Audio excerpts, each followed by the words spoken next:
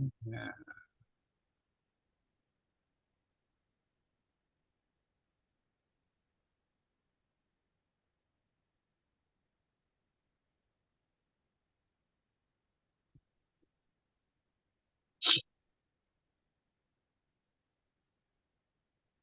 All righty. Good morning, everybody. Glad to see you all here. Um, as always, I first want to thank our sponsors, Care First Arizona, Karen Ziegler's Consulting Services, Valley Telecom, Khajiit, and Triad Wireless. We appreciate your continued support for the task force. So, a couple of things that I want to touch this morning. Get to the agenda. So again, just a reminder, if you haven't already, that please, I do include in our emails all the time a place for you to fill out our excuse me, our form so that you can be included and also to be able to see other people who are participating. Second thing is that we don't have anybody new, I don't think, on the call this morning. And then just a reminder that we will do kibitzing with colleagues after this meeting.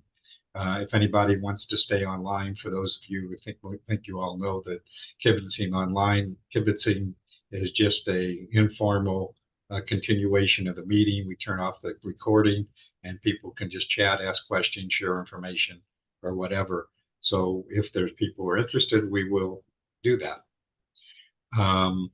Next thing is I want to make sure I wish all of you all a safe and awesome holidays. Thank you for your continued participation with the task force. It's been a long haul, and of course, lots has changed from the days we first started, and it's exciting to see all the stuff that's going on in the state today. And of course, we'll hear again an update from the broadband office about all the stuff that's going on. And while we're talking about the broadband office, and we'll hear from them in just a little bit, but I really want to thank those folks for all the work they're doing. I know it's been a long haul and I've got a long way to go yet. So really appreciate all the work you've done. And then moving on, first of all, I see, before I forget, Jim, I see you, Jim Bascom, I see you're online and I saw your notice. You want to tell people about the certification you received?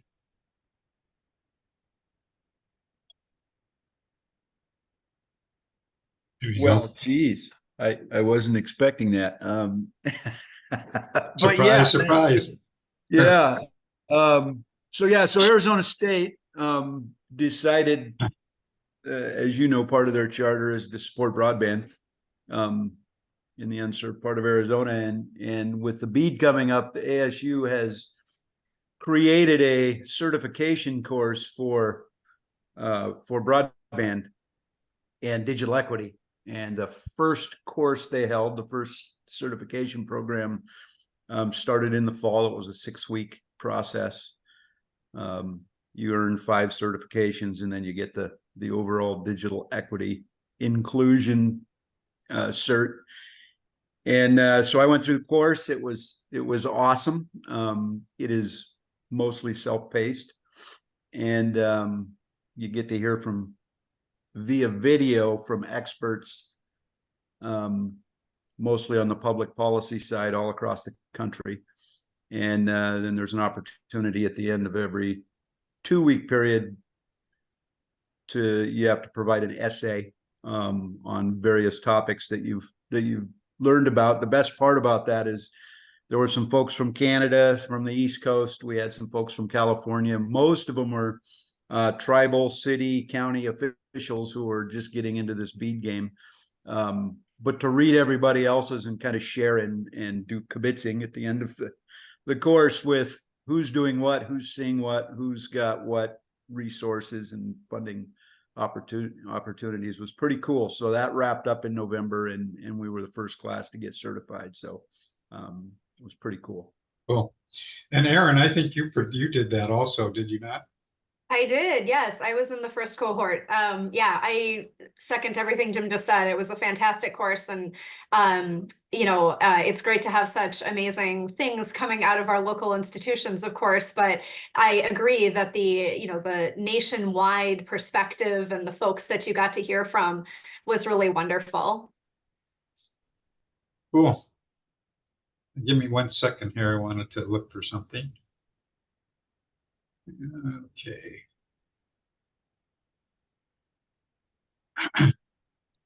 All righty. So moving on, Janet Major is not on. I don't know if she's going to make it today. If not, she had an announcement she wanted to make today, but I'll see if she shows up. If not, I'll do that for her. And then moving on, let's just jump into our updates. Perla, I think you're on, please.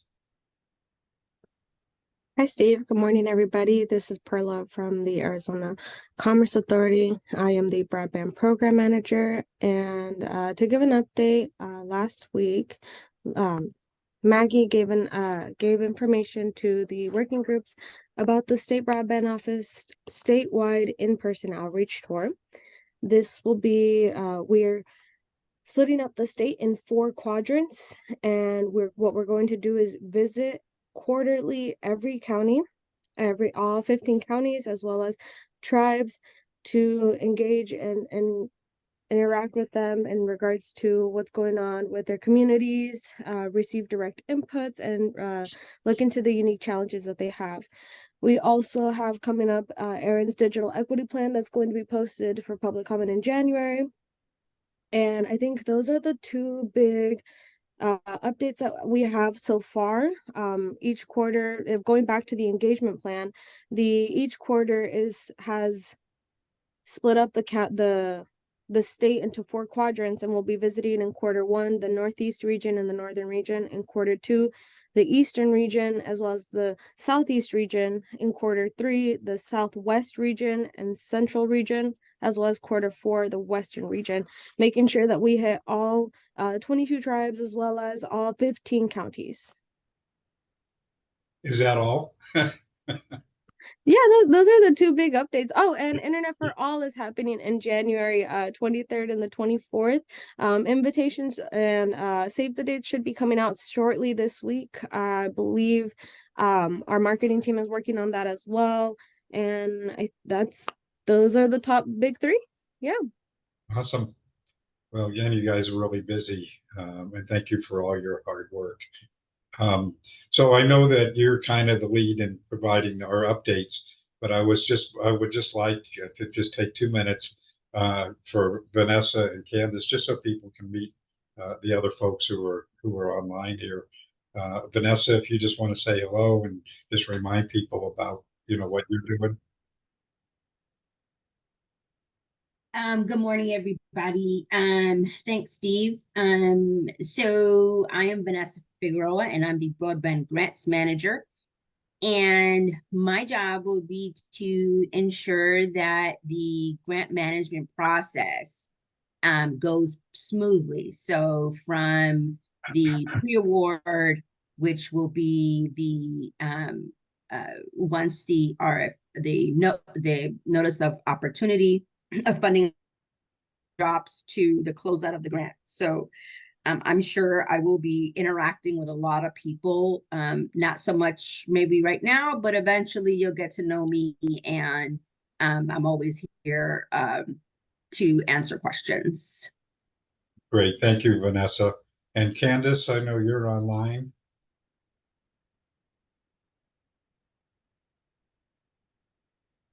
Candace, are you there? Okay, well, moving on. So Erin, you want to just say hello? Hi, I'm Erin. I am the Digital Equity Program Manager now with ACA. And as Perla mentioned, my big focus is the Digital Equity Plan that is going to be posted for public comment very shortly. Similar to the BEAD stuff, it has a public comment period, and then we're integrating all of that feedback that we receive before we send it back to NTIA. And so I welcome any conversations that folks want to have about the DE plan and that process. Thank you. Okay, thanks, Erin. And Karen, do you want to say hello? Hello, everyone. Good morning. Yeah, so as you can see, the broadband office has quite the team that they are building, which is fantastic. And I am on contract with ACA to support them in all of their broadband efforts. Great, thank you, Karen. Did I miss anybody? Steve, this is Candace. Oh, Candace, there you are. Hi. Yeah, sorry, my connection went out.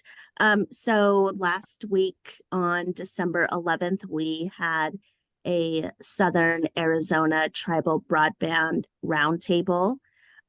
This was to talk about the initial proposal, what that was going to look like.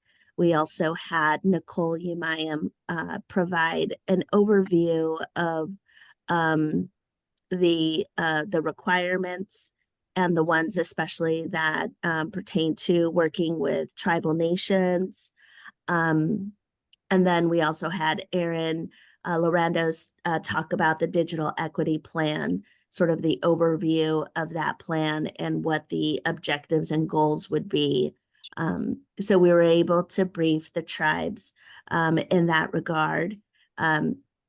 We've been busy also just kind of working and coordinating our efforts with Perla and the larger plan to conduct the outreach, next year in that first quarter, the way that it's broken up. And I don't know if Perla went into detail, but we will be spending a lot of time in northern Arizona. And of course, we have one of the largest tribes here in the country that take up land on here in the state of Arizona, in New Mexico, and in Utah. And that's the Navajo Nation. And we're actually planning, it is in our plan anyway, to do specific outreach to the different agencies that are in Navajo Nation. So in other words, we'll spend a lot more time concentrating in that region, especially, but we'll also hit the tribes that are in northern Arizona, including Hopi, Hualapai, Havasupai, and the San Juan Southern Paiute tribe. So we've got a pretty nice roadmap for what's just right around the corner in 2024. Of course, we also have Tribal Legislative Day, the Tribal Nations and Legislation Day that happens at the State House, and that's on December 10th.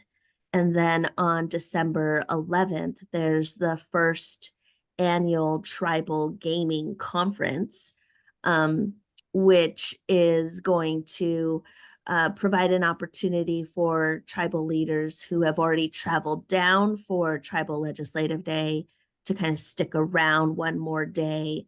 And we're going to be able to provide an overview, not just about the broadband program, but more or less about what ACA offers in terms of its programs and resources and information. So we're already geared up for January, but I think our team collectively just wants to close out strong and make sure that we've covered we checked all the boxes that we need to check to get through and celebrate with our families and enjoy that time before we roll up the sleeves and get to work in January 2024. Great. Thank you, Candace, for that quick update. Sure. Did I miss anybody? I don't think so. So again, thank you all for the hard work that you guys have been doing. Really greatly appreciate it. I don't believe Nicole is online this morning. Is there any update? I don't know who's here from the state library this morning. I'll have to take a look here. But you guys had two other positions that were open at ACA, the Senior Broadband Program Manager and the Community Engagement Outreach Specialist. I know you guys were doing some interviews. What's the status with those?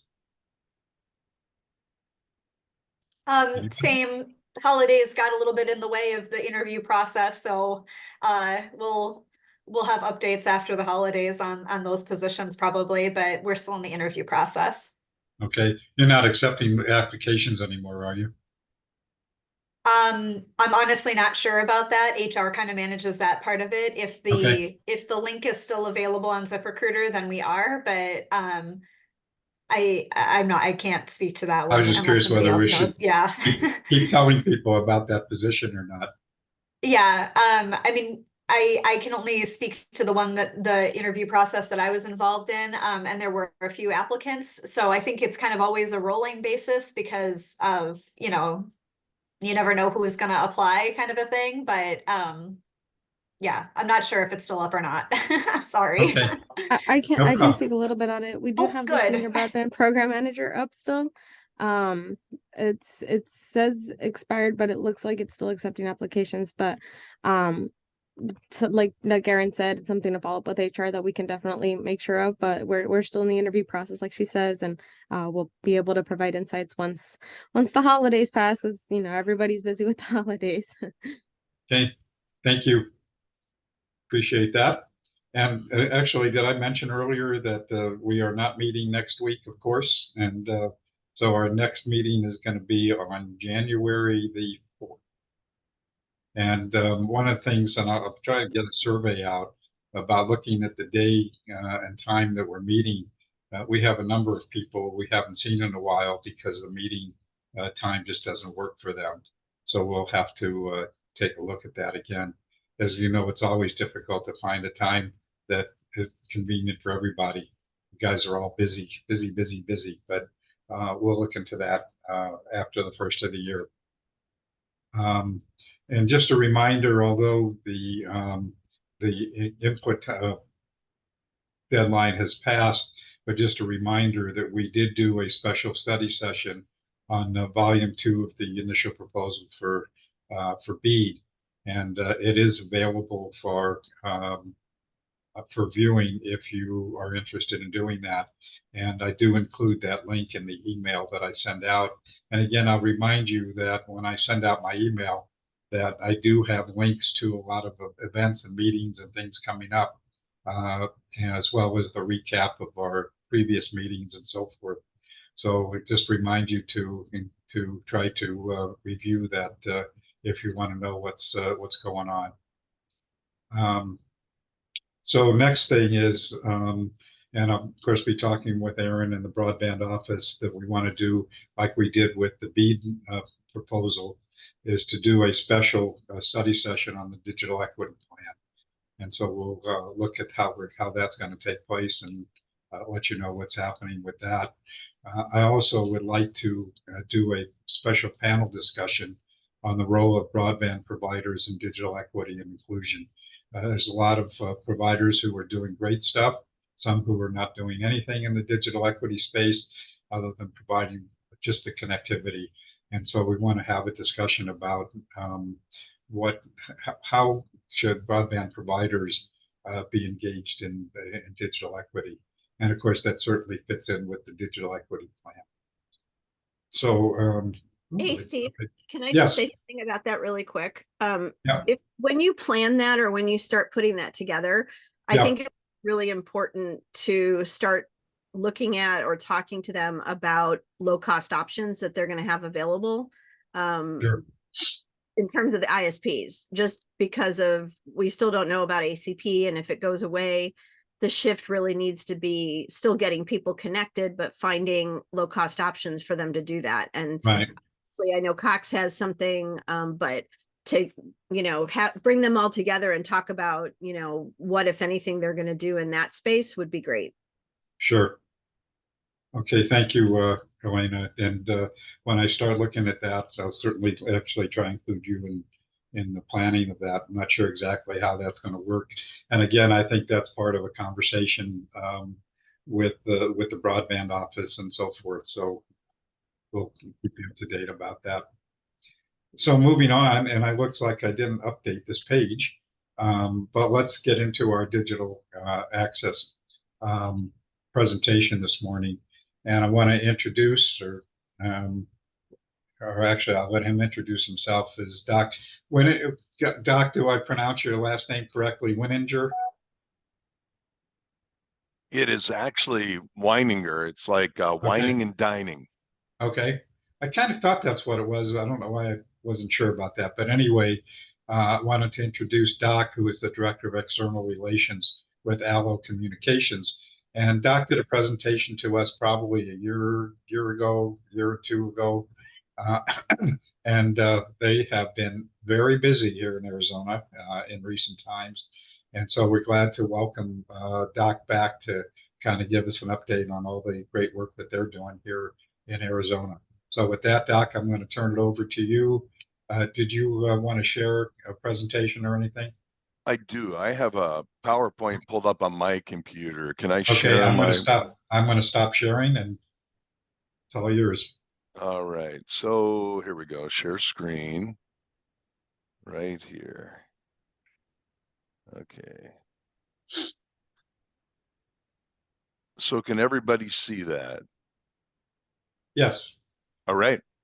So I'm going to go through a few slides here real quick and leave some time for questions. Allo Arizona is a wholly owned subsidiary of Allo Fiber, is the parent company.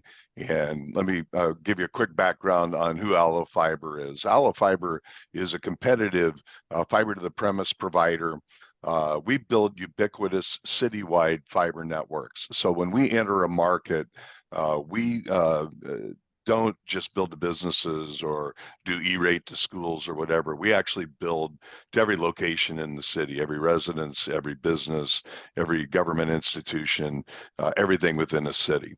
We were founded in 2003, so it's our 20th anniversary, and our founder is still our current CEO, a gentleman by the name of Brad Moline.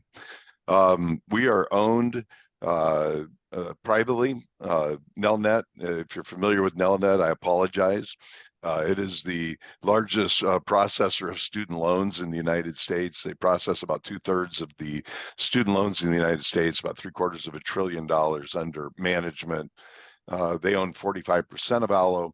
SDC Capital Partners owns 48%. They specialize in technology projects, networks, data centers, that type of thing.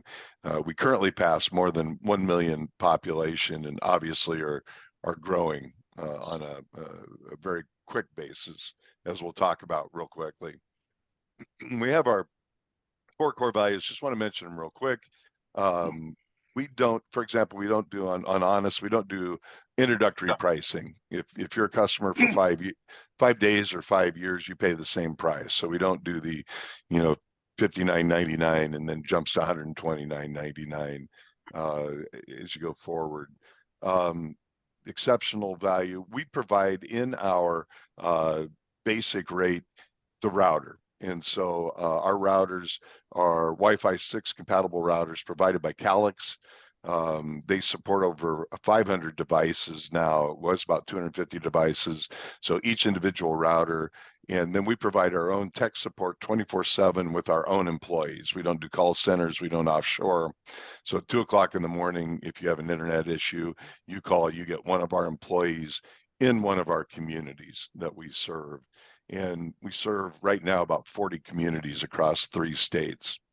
Local, we have people in every market. We have our own locators, we have our own drop technicians, our own installers, all of our own employees. We don't contract for any of that. And so right now, for example, we have 86 employees in Yuma, permanent employees. We have over 100 employees right now in Mojave County. So we do everything locally, including doing all of our own locates. When we get requests to locate plant, we had 172,000 requests for locates this year, and we had 1 at fault locate. So, and that person's no longer with the company, but he wasn't fired for that, but he left. So it's a pretty exceptional platform there. We have a net promoter score of over 70, which if people are familiar with the net promoter score. The average ISP in the United States is at 16. So 70 is a very, and I'm happy to explain that if anybody wants to know how net promoter score is figured. And then we understand that we're not hassle-free during construction. We are anything but hassle-free. We always talk about, the telephone company in a community. It's had about 125 years to build their network. Cable companies have had about 60 to 70 years, depending on the location. We come into a community and in 18 months to 3 years, build an entirely new utility with all new fiber in the community. So it is somewhat invasive during the process, but we try to make it as hassle-free as possible. We are about 1,550 employees.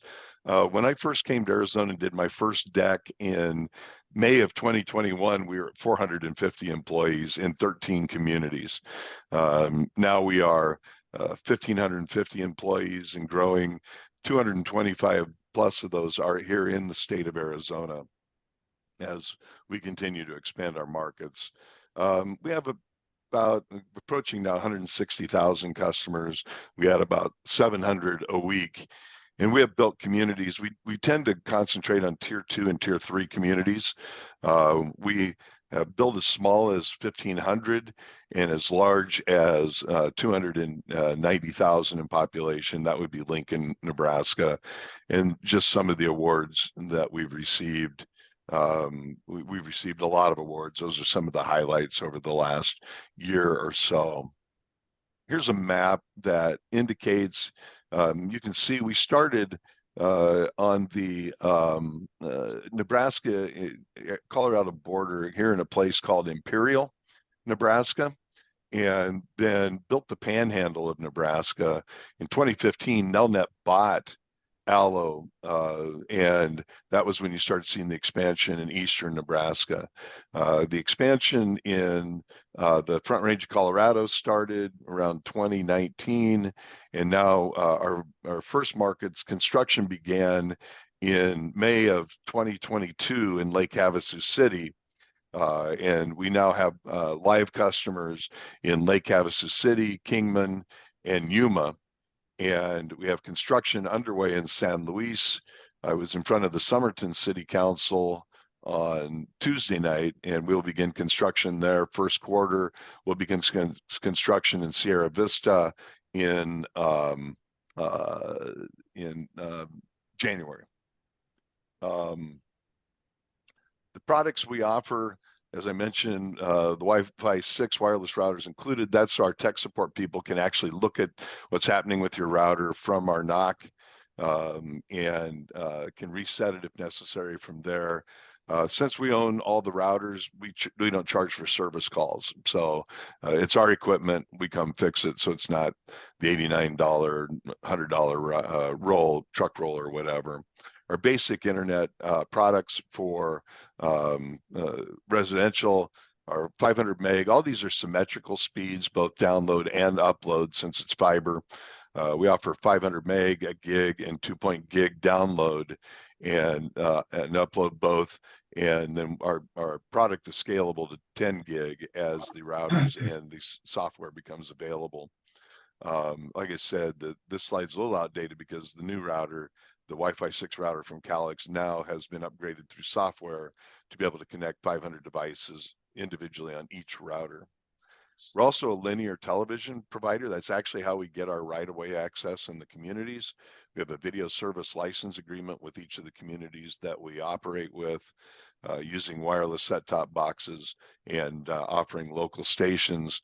And then we're also a telephone provider, and we actually use the traditional publicly switched telephone network, the PSTN, rather than being a VoIP provider. So we are a traditional telephone provider interconnecting on a TDM basis with all of the long distance IXC telephone providers. Business, same type of thing, but we provide up to 100 gig and more for our business connections. We also acquired a company now out of Kansas City, so we now do in-house firewalls, cybersecurity, managed business systems. Hosted PBX, our largest customer, has 35,000 stations. So we have handled some very large business customers, as well as business TV for MDUs and hotels, that type of thing. This is just a chart that shows where we rank, and we're number one in the Midwest on Open Signal for download speed, upload speed, consistency. We're 5.9s, as well as the broadband video experience rank. This shows you, this shows you how we match up against companies like Google Fiber, MetroNet, companies like that. We're actually a partner now of Google Fiber. We are building part of Omaha on behalf of Google Fiber. So we're developing a partnership relationship with Google Fiber. Elena mentioned the Affordable Connectivity Program. This picture, the handsome, follically challenged individual there is our CEO, shaking hands with Vice President Harris at the White House. We were one of the companies invited to the White House for the ACP celebration. Our program is we provide at no cost 100 meg symmetrical product, or the $30 can be applied to any of our other products. And interestingly, about 2/3 of our 5,000 households actually apply the credit to a higher speed, as opposed to taking the free 100 meg symmetrical product. As I mentioned, the current markets, also was going to mention the Yuma County Middle Mile project. For people not familiar with this, really a forward-looking project. The ACA Broadband Office has been involved in this in two ways. One, previous office director sat on the Yuma County Broadband Committee that worked for several years to try to bring broadband to rural Yuma County. It's a 140-mile project throughout rural Yuma County. ALLO won the RFP to design, oversee construction, and then we have a 40-year contract to operate that network.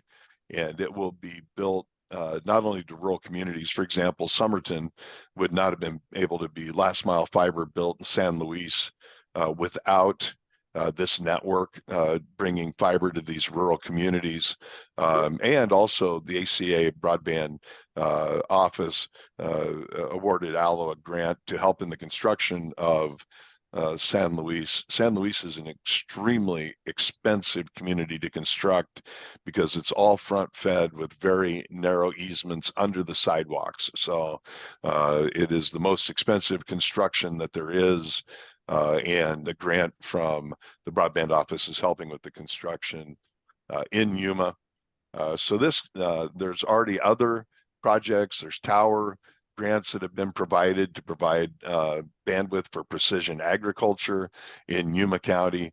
And so this is a really exciting project. It also is going to be extremely helpful in the BEAD process in bringing broadband to the rural areas of Yuma County, having this broadband network that will be throughout the county. So we're very excited to be involved with this project.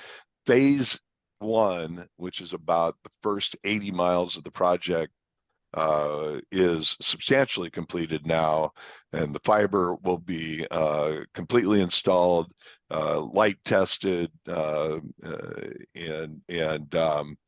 spliced by Valentine's Day. So phase 1 will be completely done and ready for use by mid-February.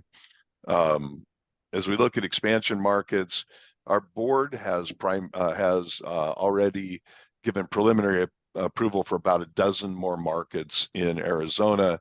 And so what we're doing now is doing the final candidate design on those markets to make sure that, and then we'll issue an RFP on those markets to make sure that those markets are in line with what our finance teams have estimated what the market's going to be, but they will be two more unique regions in addition to the region. We like to build regions, so we build a regional anchor community, and then we build the areas around that anchor community. And we tend to concentrate on tier 2 and tier 3 markets under 200,000 population, but we have built over that when it has been necessary. Just wanted to talk real quick about a case study, and this I think is the last slide I have. But when Nelnet bought Allo in Lincoln, Nebraska, the idea was to build fiber to the prem in a city of about just under 300,000 people. Lincoln had done something visionary. And starting in 1978, the roads director of city of Lincoln required conduit to be put in every time they did a street project. And it was 7-way conduit. Never had any idea what it was going to be used for. And unfortunately, the gentleman died in 2012 before he got to see what it was used for. But there was 300 miles of conduit already under the streets in Lincoln where we just had to pull fiber, without having to bore. So it was a tremendous lift. We installed 8 million linear feet of fiber in Lincoln, about a 3-year project. Currently have 70,000 customers on fiber there. Lincoln, before the construction, was the 28th fastest city in the state of Nebraska for fiber, for internet. And as our CEO likes to say, I'll spot you Omaha, but give me name 27 other cities in Nebraska. And national speed testing company last quarter showed of the 100 largest cities in the United States that Lincoln had the 4th fastest download, 2nd lowest latency, 3rd lowest upload, but overall was the fastest internet in the United States in the 100 largest cities. So that's going from 28th in Nebraska to #1 in the country is what a fiber network can do. So here's my contact information. Our general manager for Arizona actually lives in Flagstaff and used to be a regional vice president for a cable company that's a national cable company. We hired him away and is now our general manager running the state out of Flagstaff. With that, I am going to stop sharing and either address questions or I can hang around during the kibitzing time and answer questions there. But Alvo, our CEO, has told everybody from investors, we just completed, by the way, a securitization process that just raised an additional $700 million for expansion. And we were valued at about $1.6 billion during that analysis. So we have acquired additional private capital for expansion.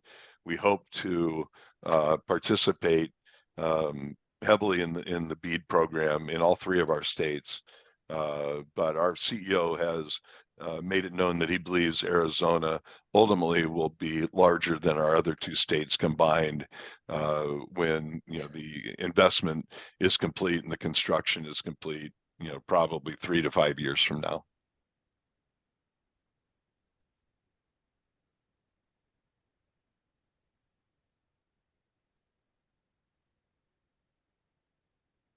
Okay, Steve, take it out.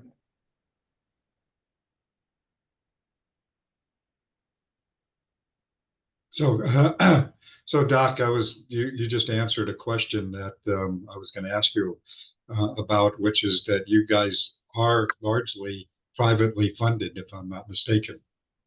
That is correct. We are privately funded through a lot of it now.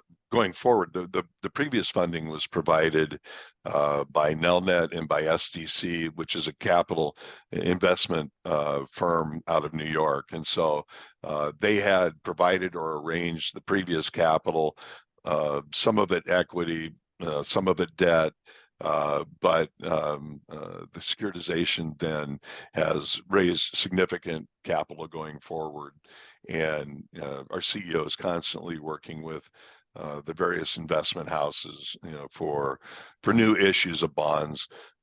We were actually rated for companies that want to invest in green companies. We actually received that rating on an investment basis as a green company because of our construction practices, as well as fiber being a green technology. So we qualify for those green bonds as well.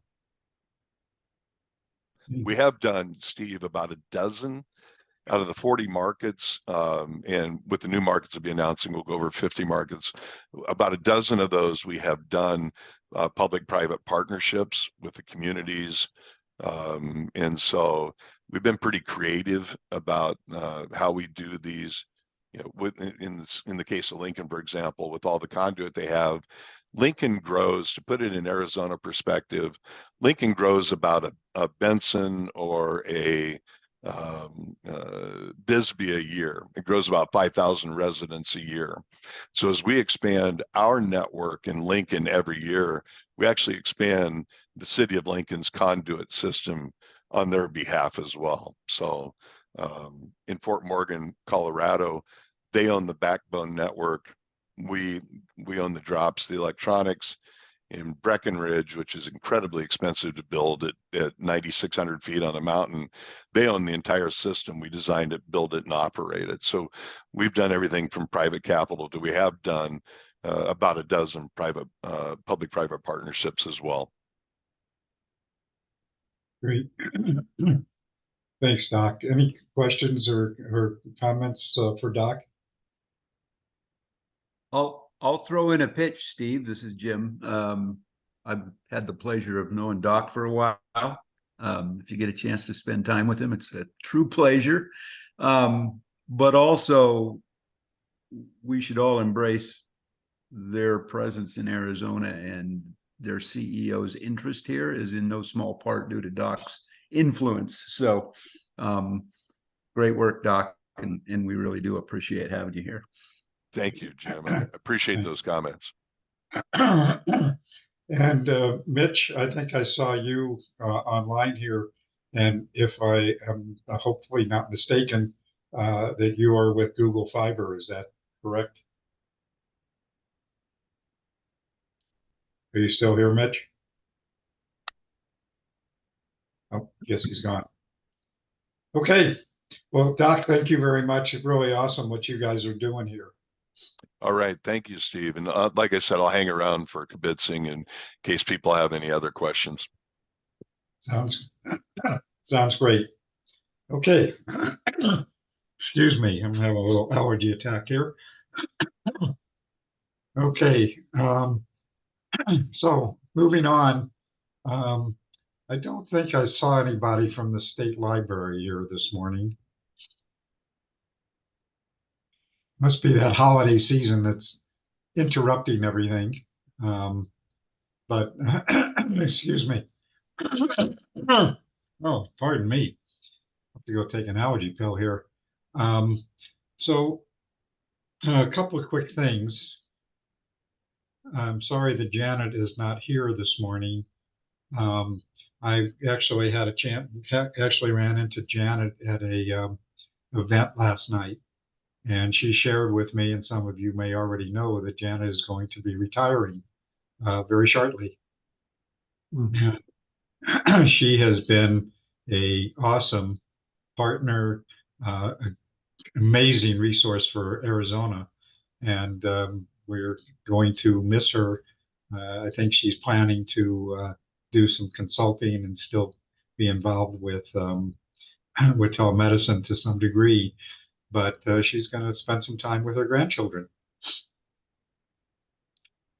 So, just for those of you who may not have known that was happening, we will miss her, but she has just been an awesome trooper, and hope that we'll continue to be involved with her. I would have preferred that she made this announcement rather than me, but she said she was going to try to do that this morning. So anyway, I don't think we have anybody from the state library or the Department of Education today. So any other announcements? Kelly, I see that you're online, and of course Mala's not here. She's also on annual leave today. Do you have anything more about the pole attachment proposals that are floating around? Morning, Steve. No, not really. It was pretty well covered in the Shelby press release. The FCC issued a further notice of further rulemaking, basically kicked the can down the road on some of the more contentious issues. So pretty much what was proposed by the FCC is what got voted through. It's a step in the right direction. It's a small step. And a lot more work needs to be done.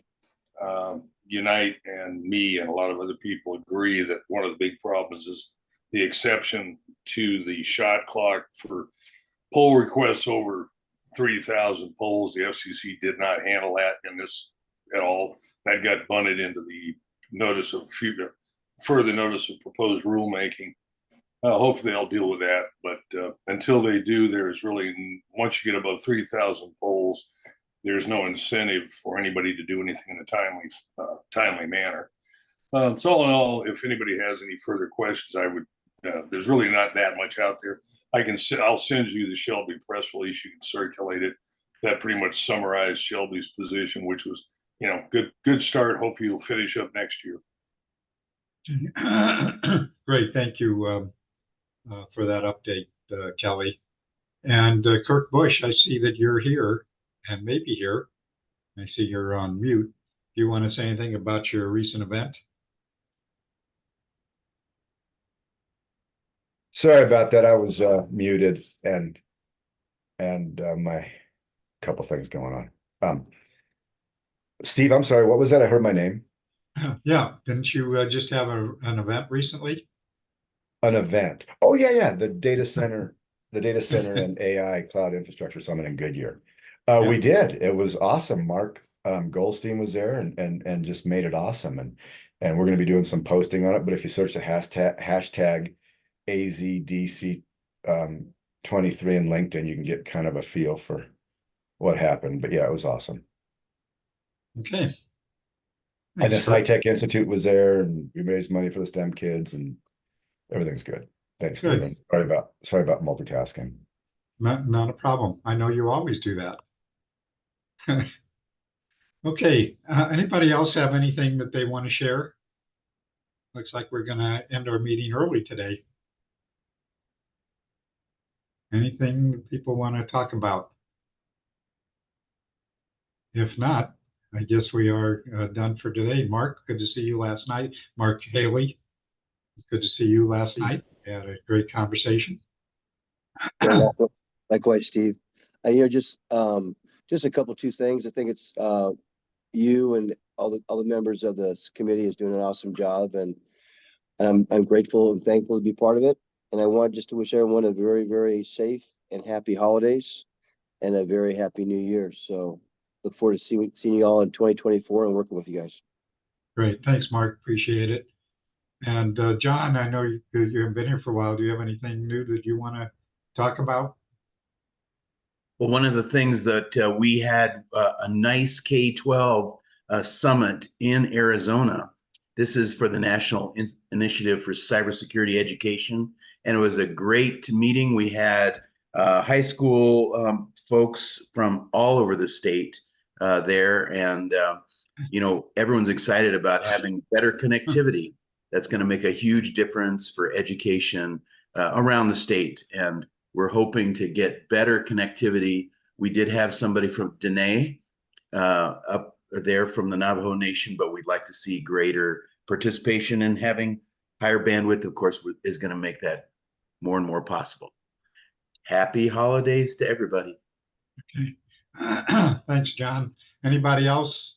Well, again, I just want to thank you all for participating this past year, and look forward and would like to hear from you if you have any thoughts about, and we don't have to do it now, but if you want to send me a note, give me a call, send smoke signals, whatever works for you, about what you'd like to see next year. What can we do different? What can we do better to make this more useful?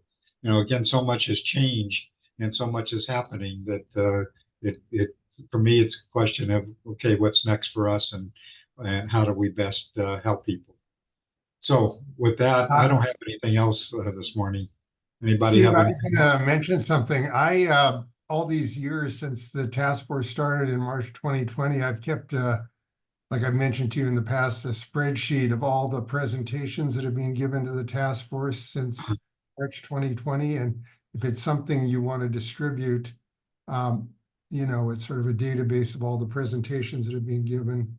I can send that to you sometime, so. Yeah, I didn't know you were still doing that, Henry. Yes, please send it to me. And Henry, does that have the playback links in it too? No, it doesn't have but Steve, if you go, what it has is the date of the Right. meeting and the presentation, who was the presenter, a brief description of what it's about and who the presenter was. And then if you go to that date, you can, on Steve's website, you can look up the actual presentation, right? Steve, you have all those. Yep. All those. So, yeah. Great. Cool. Thanks, Henry. Yeah, send it to me. I'll figure out how to best take advantage of that. That's All right. awesome. Okay, so while we're talking about that, excuse me. So as you know, I try to do a summary of the meetings.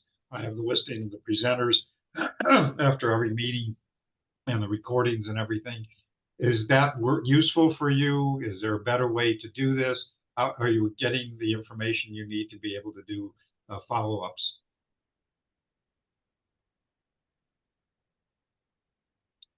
I take that as yes, as we're good. We did not, Eric, I see you're online. I forgot, I should have asked you. Do you have anything new to add from CPLC? Hello, Steve. Yeah, just gonna go ahead and give a quick updates of what we have going on here.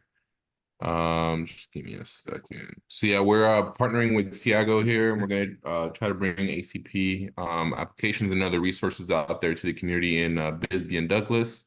So we're looking to start that here after the holidays. We already got some meetings in place, looking for some locations. And then we also going to be meeting up here with the New Mexico Public Library here in Santa Fe, since they're also part of our ACP grant. We're going out there and try to bring some new enrollments to that. The only thing is that there is the updates with the ACP grant. So now it seems to be month to month before it seems like the funds might be running out near April. Now they're letting us know that, plan for month to month. We don't know how far the grant's going to go anymore in regards to enrolling new people for the grant. And then CPLC ourselves, we're going to be closed from that week, this upcoming week. So if you guys try to contact any of us, you probably won't be hearing from us until the new year. And then lastly, we're going to be going out here to some of our kind of like our low-cost apartments, like government assistant apartments that we have. And we're going to be doing some tabling and outreach and enrollments for that community as well. Okay, thank you, Eric. And CPLC is one of the most amazing organizations. Has been a great partner with us, and we greatly appreciate all the work that they do here in Arizona, not just for technology and broadband, but economic development and education and just so many things. So they're just an amazing organization. So anything else? I'm going to stop recording now.